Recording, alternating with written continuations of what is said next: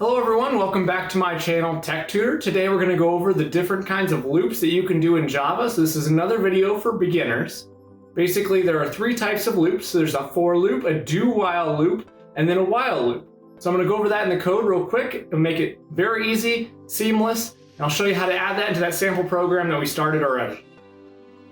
Alright, so let's take a look at our first loop. So first we're going to work with a while loop.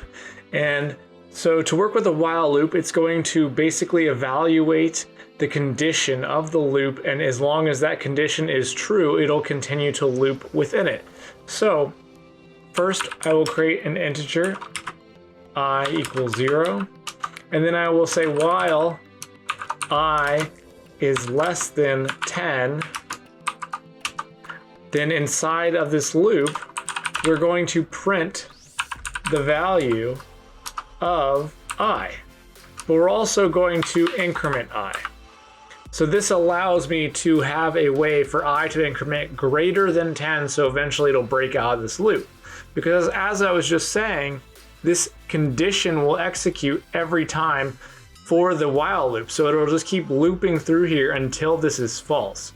So if I go ahead and run this, you will see down here that it has printed out 0, which is the value it started at, all the way up to 9, and then once it hit 10, it was no longer less than 10, so therefore it exited the loop, and that was the end of the program. Now if I had just changed this to true, to where it has no way for it to become false, you will see that it gets stuck in this loop, in an infinite loop. And we don't want to do that because obviously if this actually happened in a production system, it would cause a lot of problems. And I'm going to run this, but I will stop it not too long after, because you will see how it's just going to start spitting out numbers because it gets stuck in the loop. So after I click run, I'll stop it. And now you can see that before I stopped it, it had already gotten up to 316,000. And it just would have kept going until either it ran out of memory or it would just keep going until some other issue occurs. So next, let's go over the for loop. Basically, the for loop allows you to initialize a value and a conditional and a way to increment that value all on one line. So it'll look something like this. So instead of I, since I used that above, we'll say int j equals 0, semicolon,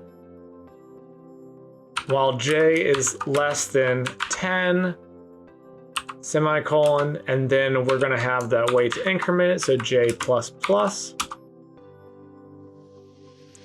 And now it's saying this is an unreachable statement because I have this infinite loop up here. So let's go ahead and get rid of that. And now I'm going to also print out the value of j. And let's go ahead and run this. As you can see, it counted from 0 to 9. And then if I also wanted to change this condition to include the value 10, I could say less than or equal to. And if I run it again, this will now go from 0 to 10. So again, this is just another way of writing a loop. It's a little bit different than the while, where you have a condition and it's only the condition within the parentheses. And then if you wanted to have some way of breaking that condition, you have to initialize something either outside of it, or another way you can actually get out of loops is you can just write the word break, but then you have to have something that would logically make sense of when you would break out of it. Otherwise, if I do it where I just did here, what's going to actually happen is it's just going to enter the loop and then exit immediately. So it prints that 0, as I was saying, because it starts at 0, and then because of the break, it breaks right out. For our last loop, let's go over the do while loop. So do while loop looks like this. So first it is saying do curly braces, so basically saying immediately go into what is in the curly braces, and then it's while some condition is true. So we will say while I is less than 10, and we also need to initialize our I, so I'm going to put that back up here. So I'm going to erase these and say while I equals 0. So now I equals 0, do this condition inside here, which we'll just do the exact same condition we did in the other one. So we'll say I++, And now it's going to keep going in this loop until the value is no longer less than 10. So when we run it, you'll see that it printed the same values that we had in our while loop. That was the other version.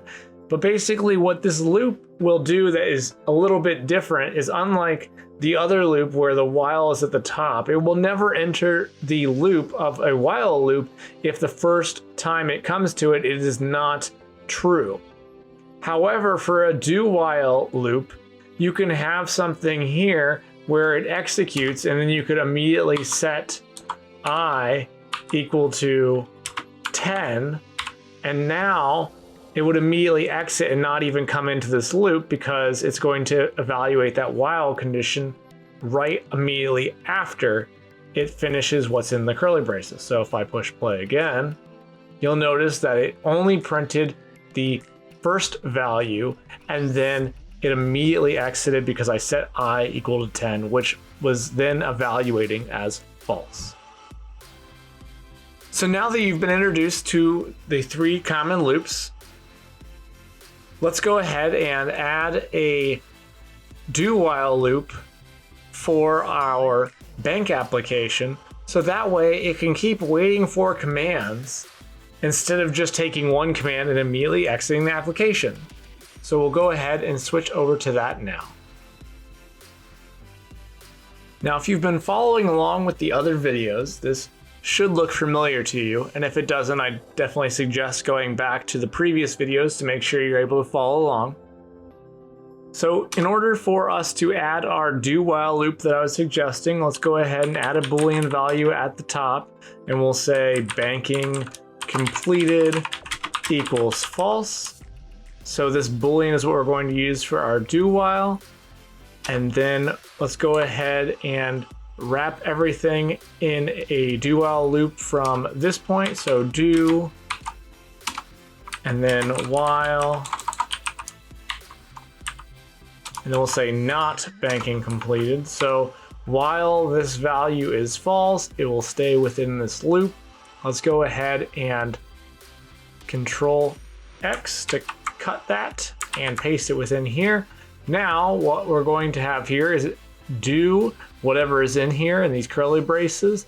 As long as banking completed is false, it will keep looping in here, and it is telling us right now, if you're hovering over this, that it's always true. So it would be an infinite loop if I don't add a way for us to exit this. So let's go ahead and add another command that you can enter to help us get out of this infinite loop. So we'll call this one just option 4 as your exit. And then let's add that case to help us exit this loop. So in this case, we're going to set banking completed equal to true. And now that's it. This allows us to keep accepting commands.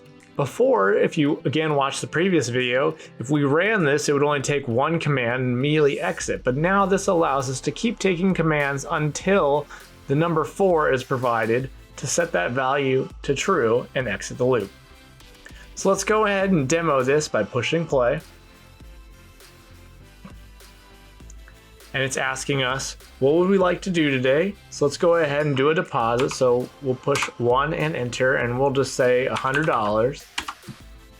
And now that we actually have the ability to perform more commands, now the get balance command will make more sense.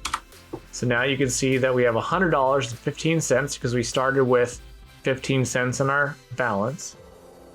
And then let's go ahead and withdraw some amount as well. So 2, and then we'll withdraw $25, and let's actually just do 15 cents as well. And then we'll get the balance again with 3. Now you see that we only have $75 in our account. And now that we've used all of our commands except for exit, let's go ahead and exit with 4. Oh, and as you can see, I actually forgot one key thing in here, is that because I didn't put the break statement, it actually ended up still executing our default statement. So this is something that can happen. You just forget to add pieces. This is why you run your code, test your code, or even add unit test, which we'll get into later on down the line. So let's go ahead and run this again. Just make sure that we don't end up having that print statement again. So if we get our balance, it should have that 15 cents. Now let's go ahead and do exit again. And now you see it didn't print that, and it exited as expected without printing that. So that wraps up this video. This is, again, an intro to loops. And again, this allowed us to take multiple commands instead of just taking one command and then immediately exiting.